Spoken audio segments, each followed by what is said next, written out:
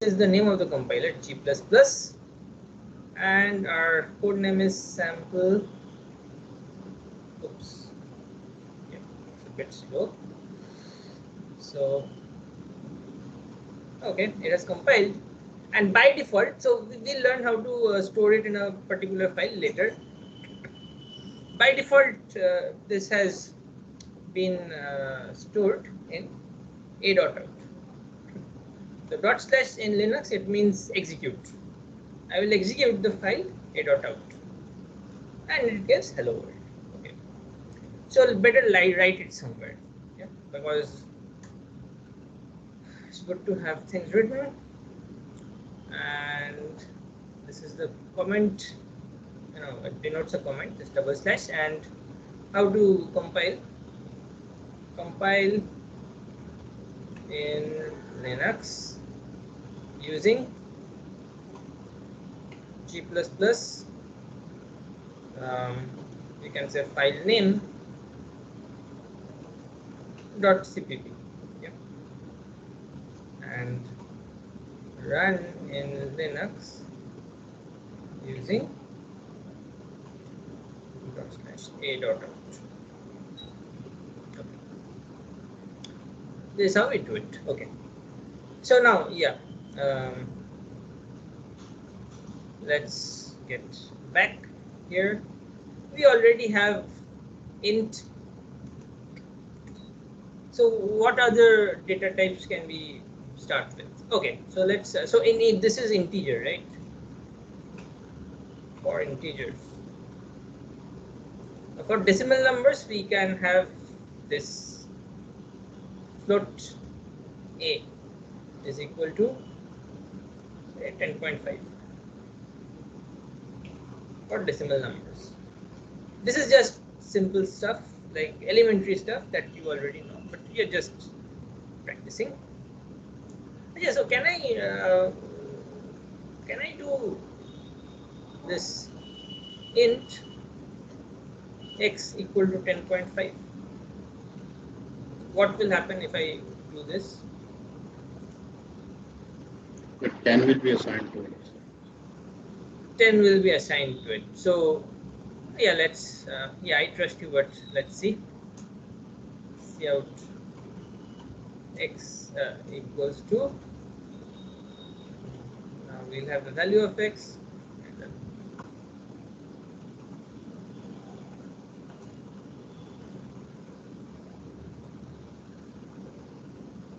Sorry, this shouldn't have been here. I will say this is y.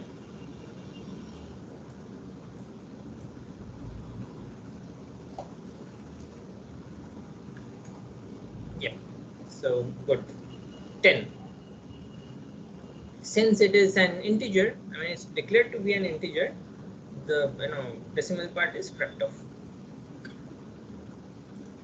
Okay. And then we can have this char b is equal to say d. This is a character, and we have this slightly longer data type, say long, which is also a kind of integers, maybe 1000, larger integers. Okay. And I guess for float we have this double. B is 9.3.1415. Let it be something meaningful. Still compiles, no? Output will be the same anyway. Okay, so let's kind of find out about these data types. Say, what if I do this?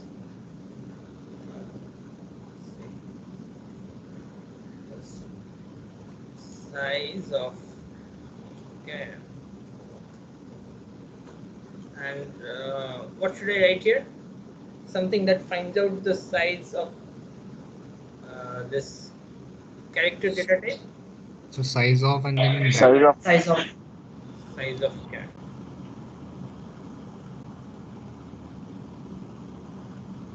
And yeah, it's something bytes.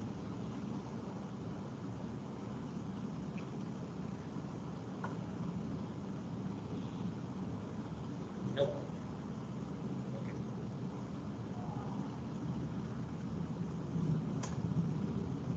1 byte. Okay, good enough. And we can, so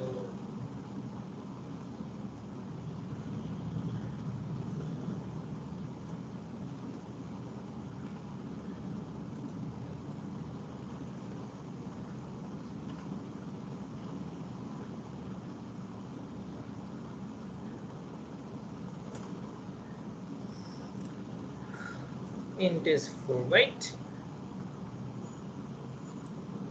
and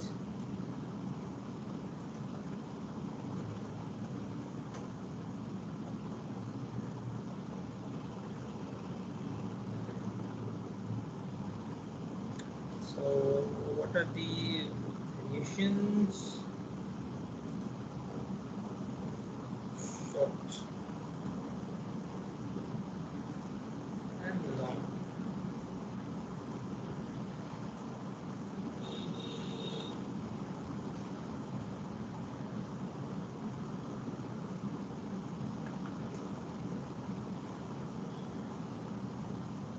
Okay, short is less and long is more.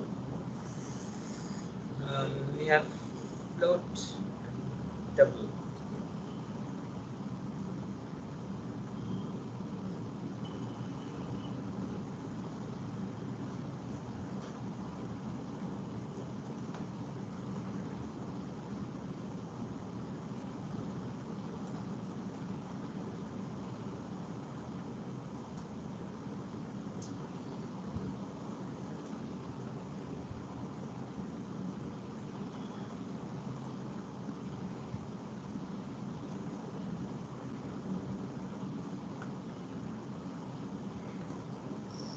Float is also the same as int, and double is the same as long, size wise. Okay, so sizes of some common data types.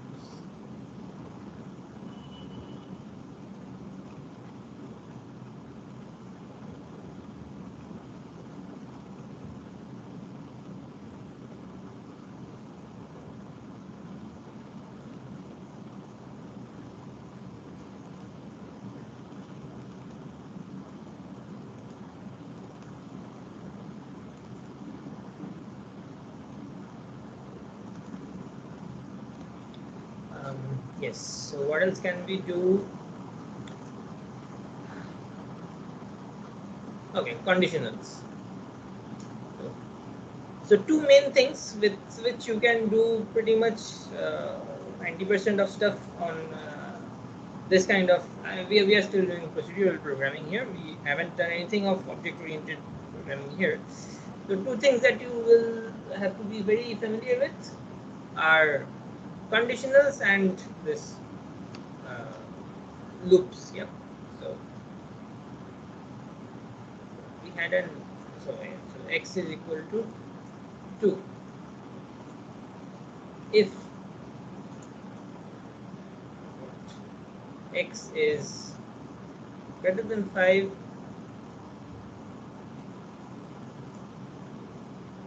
say out x is greater than 5, well,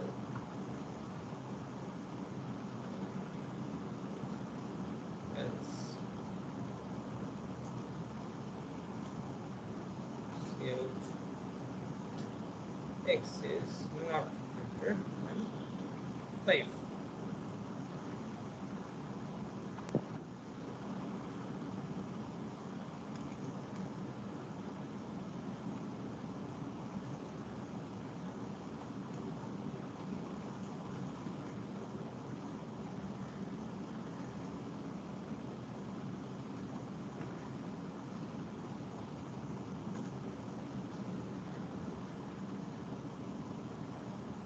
sorry, this I've given the opposite.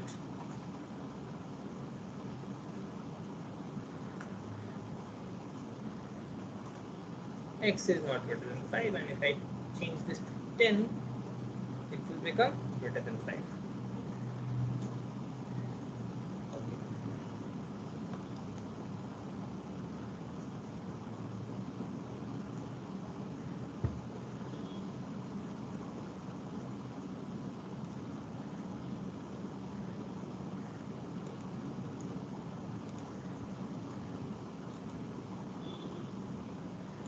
Right.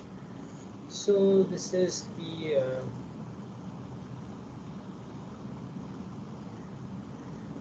if else statement. And what is the other kind of conditional statement?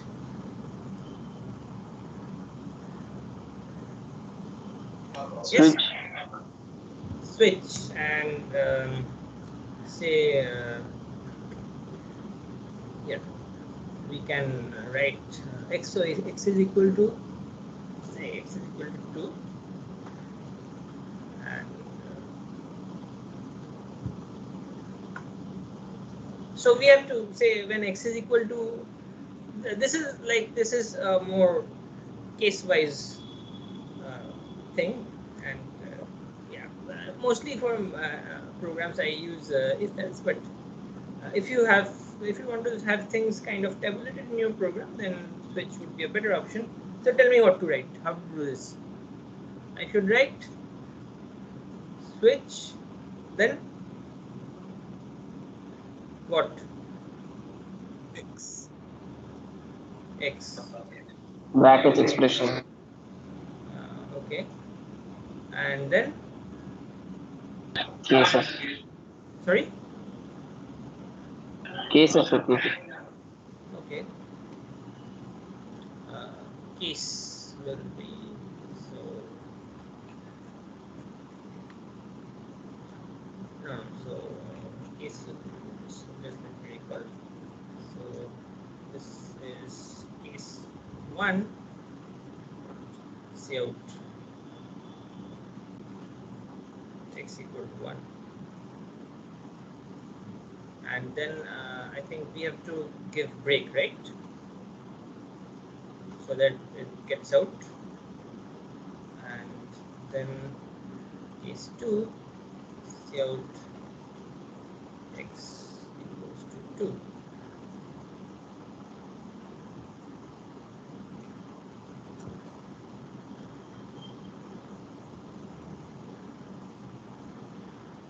Let's say if this syntax is valid.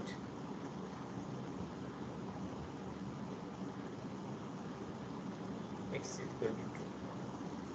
Always good to end with an ender.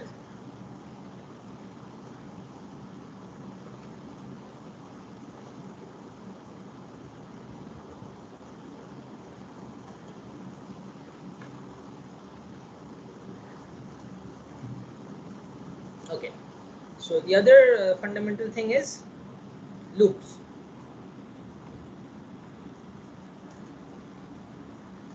And okay, so loop means that you will the program accommodates repeated operations of the same type for some fixed part of the code. And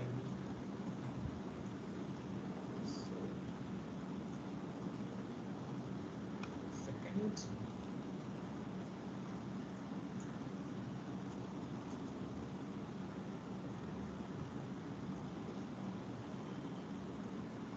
so we have maybe use something else. Integer I equals 0. And so yes, what are the kinds of loops? For and while. For and Do while. yes, for, while, and another one, Do while. do while. Yeah. So first, let's do the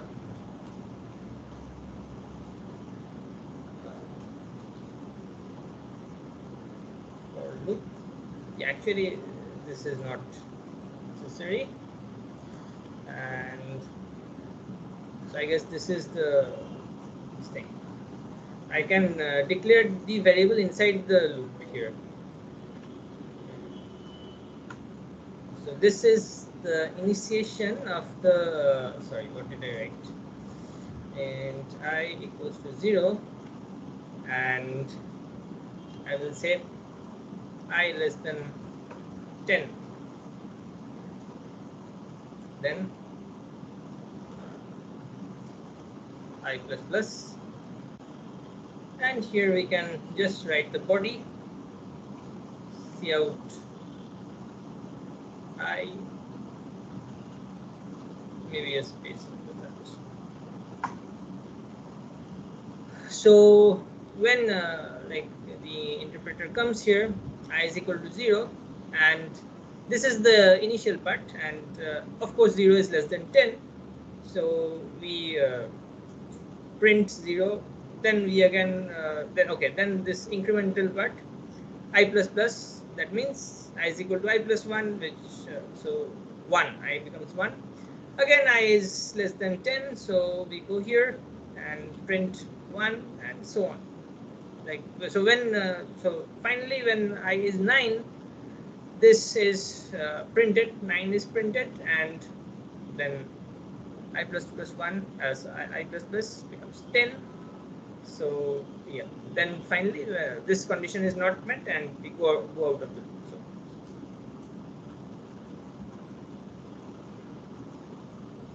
okay. Another way to do this is while loop. So while we should bring this back to 0. While this is much simpler.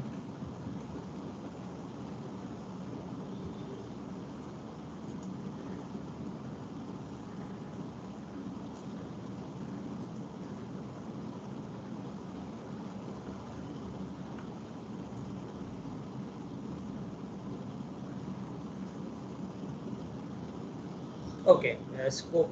The problem is the scope here. So let me declare I over here, right? And I'll put this cout handle.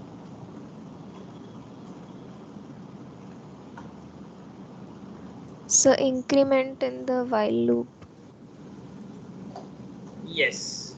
So if I ran this, it would go on an infinite loop. Thank you. And here I should say I.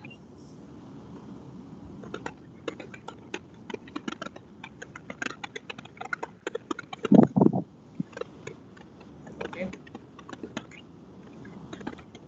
And so again, do while loop.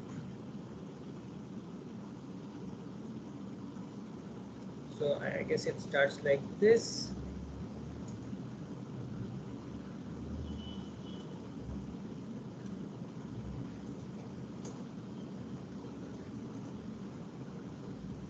And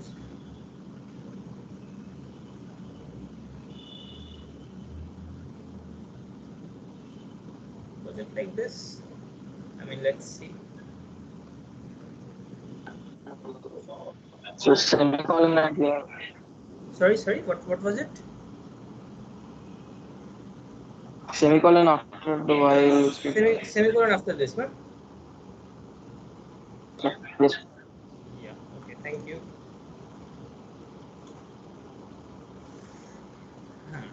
Okay. So I. Okay. So there's one subtle difference between while and do while, which is okay. I is equal to 0. Cout I. Okay. Well, this is.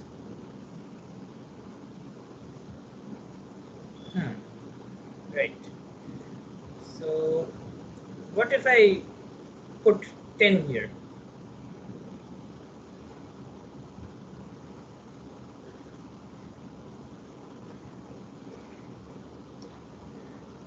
Just let me illustrate.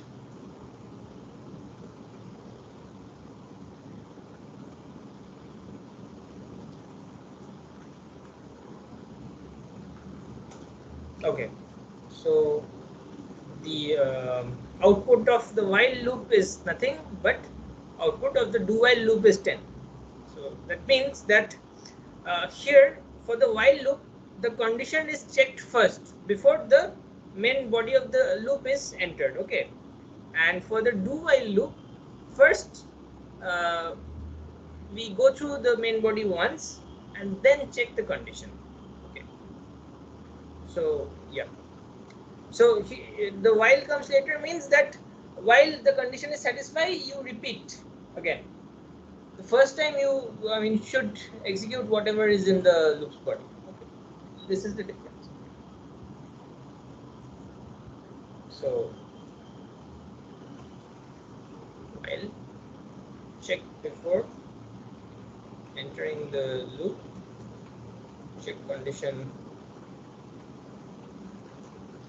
entering the loop,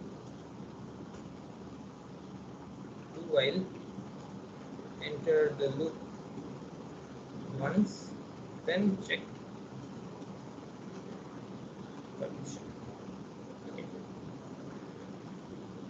So what do we do? Let's write a program to implement all this.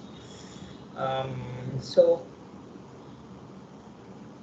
yeah, let me save this and I can write this as sample 2.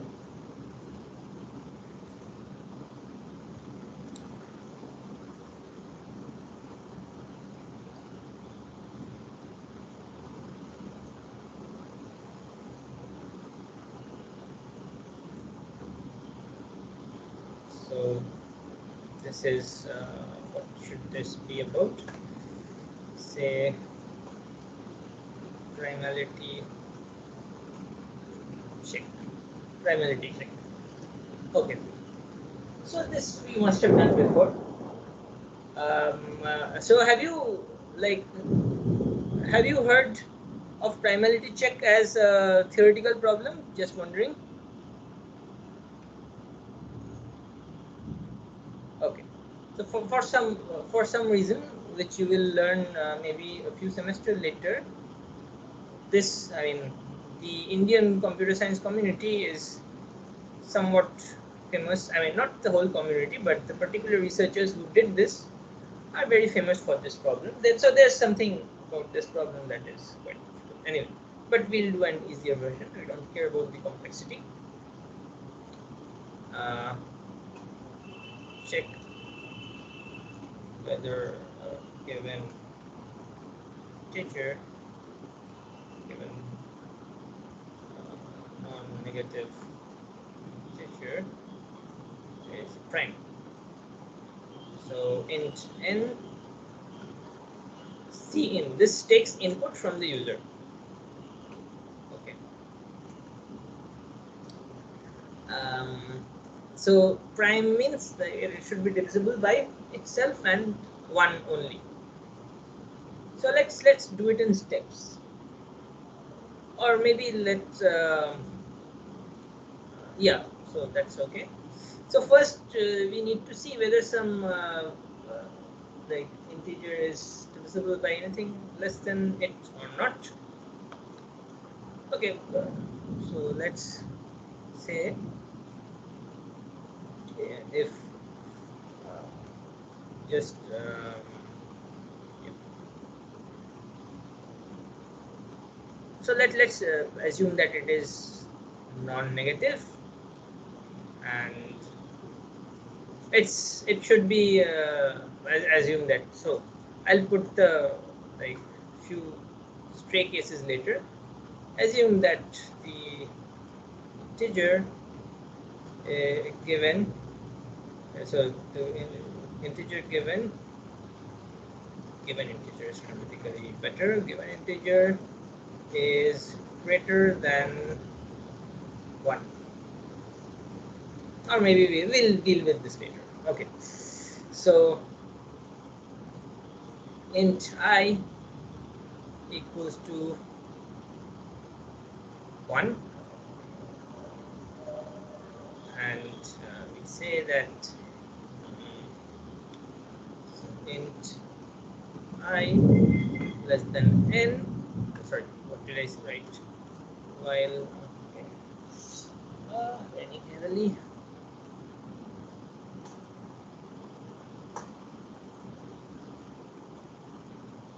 If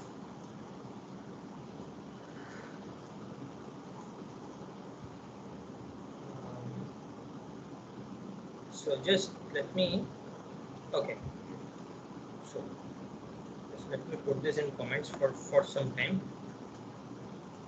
and check whether I am correct about something or not. So see out what say 7 mod 5, is it indeed the remainder?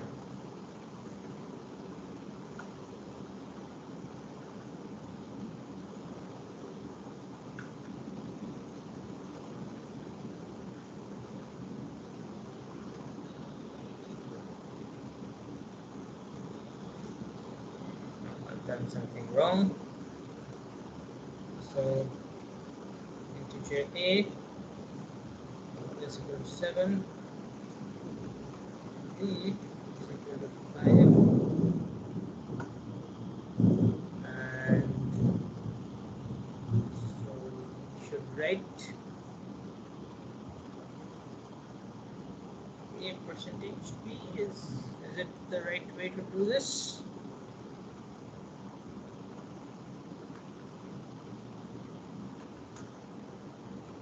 No, I'm doing something wrong. I'm doing something wrong, so we should just 1 second. Sir, you have put like taking the input for L, so you have to put the value of L to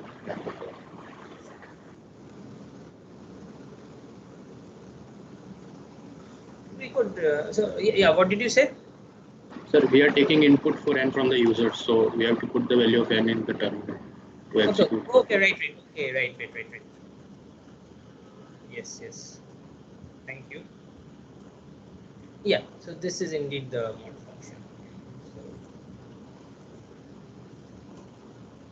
yeah, so let's avoid such a situation in the future, and we can do this. So,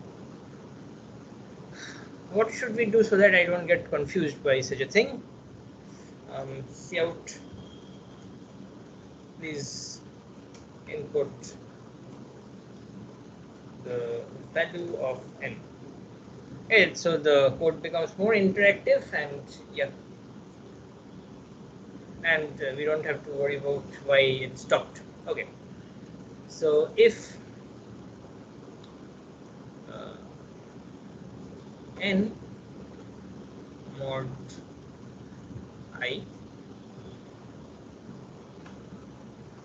equal to 0,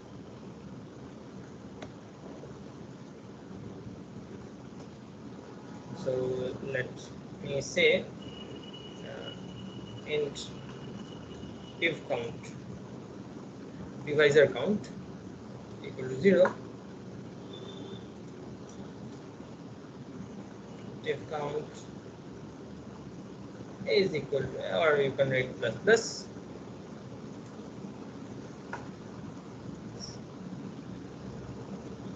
okay, and right here we say I plus plus or plus plus I, whatever it is, and this should be okay.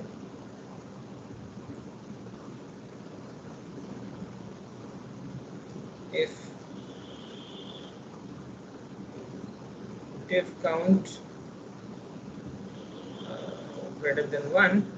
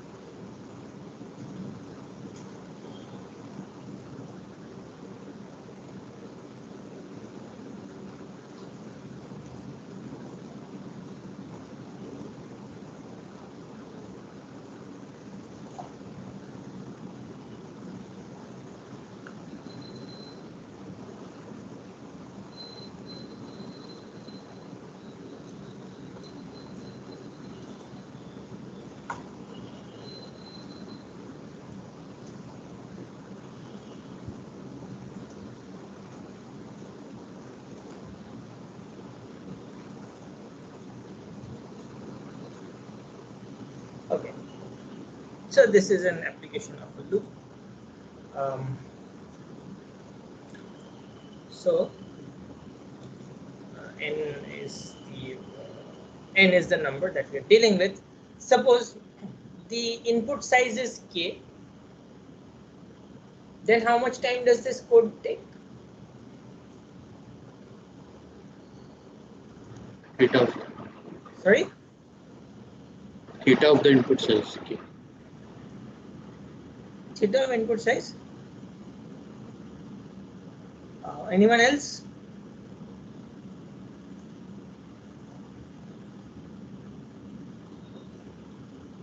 Question is, if the input size is a, then how much time does this algorithm or program take to execute?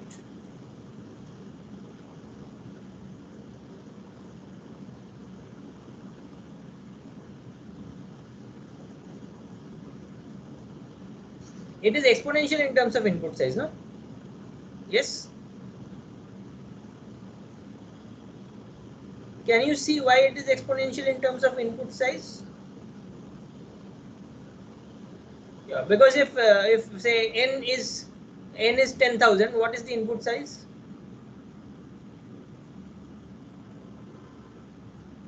Take the number 10,000, write written in plain decimal form.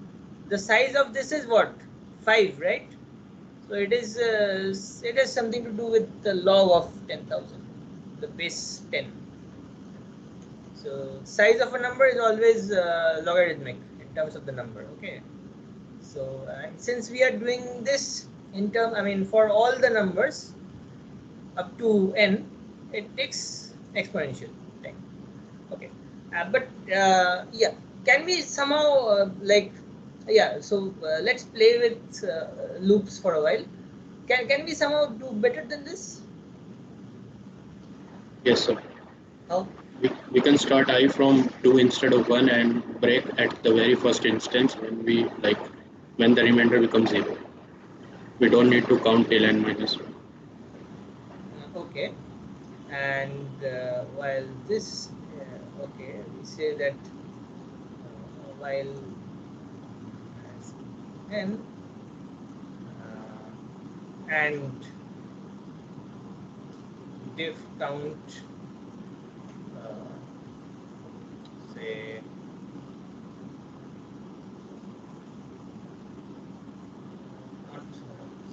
say diff count is, so if we get diff count is 2, then we should stop, right? Yes, sir. Okay, that's good. But I should start from 2, not 1. Otherwise, we always have a divisor. No, so like if it's so if it starts from 1, diff count will be 1. That's okay. So if I started I from 2, I would write divisor count in the condition. I would write diff count is less than 1. Right? It's the same thing, right? You start I from 1 and write here continue if diff count less than 2, and so otherwise if you could write I starts from 2, and then so we are in your case we would not count 1 as a divider. So it's the same thing. Any other improvement suggested? I can go up to n by 2. Okay. Okay. So we can go up to square root n. Okay, very good. So square root of n. But the thing is that Check for I equals to 2 first, and we can increment I plus equals to 2. sorry, Like first we can check for I equals to 2. I equals to 2. Okay, then Then in the while loop we can increment I by 2. I by 2. Okay, yes, that's a valid way to do this. So let me ask you, if I were to find, so this is for one number, right? One number. Okay. Okay. Any just some trivia. Does any of you know, like, if I have the first n numbers, how many primes will I have? Like, as n tends to infinity, how many primes do I have less than equal to n?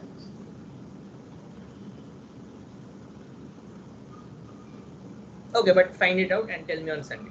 So what I want to do is, suppose I want to compute this number. Okay, how many primes are there less than equal to n? Okay, I want to compute. So as you can see, then this will kind of become a subroutine. Yeah, for each number we'll do. Then can you propose something that will like take? I mean, that will make the time even shorter, make the time complexity even shorter.